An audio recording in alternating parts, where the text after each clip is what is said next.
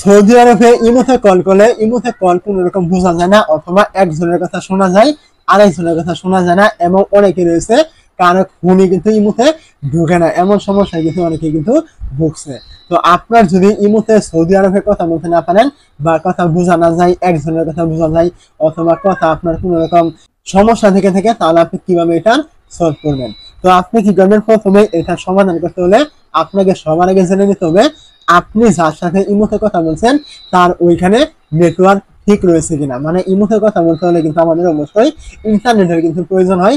তো আপনি অবশ্যই শিওর হয়ে নেবেন যে যার সাথে আপনি কথা বলছেন তার ওইখানে আপনার ইন্টারনেট ঠিক রয়েছে কিনা, এবং সেটা শিওর হয়ে নেওয়ার পর আপনি আপনার মোবাইলে দেখবেন আপনি যেখান থেকে কথা বলছেন সেইখানে আপনার ইন্টারনেট বা নেটওয়ার্ক ঠিক রয়েছে কিনা। যদি এই দুইটাই ঠিক থাকে, তারপরে যদি আপনার ইমোতে কল না যায়, তাহলে আপনি কি করবেন, এখান থেকে চলে আসবেন আপনার যে মোবাইলে থাকা গুগল প্লে স্টোর রয়েছে, আপনি কি করবেন এখানে চলে আসবেন।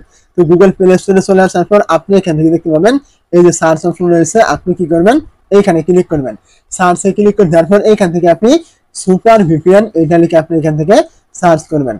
তো এইটা লিখে এখান থেকে সার্চ করে দেওয়ার পর আপনার সামনে কিন্তু এরকম অনেক ভিপিএন চলে আসবে, তার মধ্যে থেকে আপনি এখানে দেখতে পাবেন এই যে সুপার ভিপিএন, ফাস্ট ভিপিএন এমন একটি আপনার অ্যাপ থাকবে, আপনি কি করবেন এইখানে ক্লিক করবেন।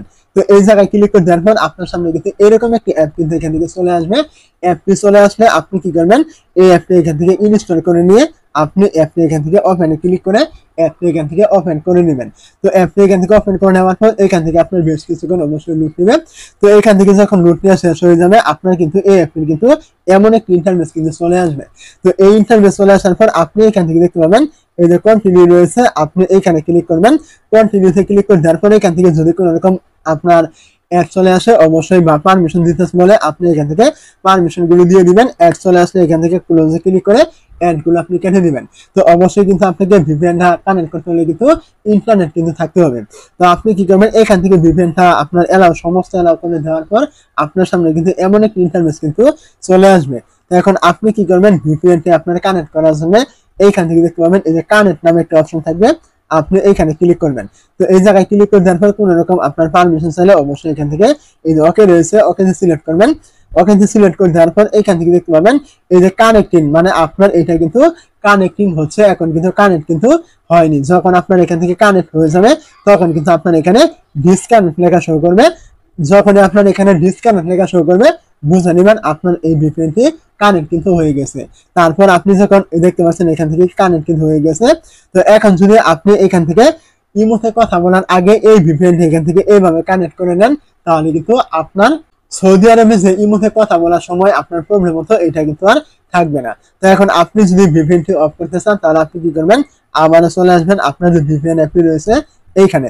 তো এইখানে চলে আসার পর আপনি এখান থেকে দেখতে পাবেন উপরে এইখান থেকে ব্যাক অপশন দেখতে পাচ্ছেন, আপনি কি করবেন এখান থেকে ব্যাক অপশনে ক্লিক করবেন।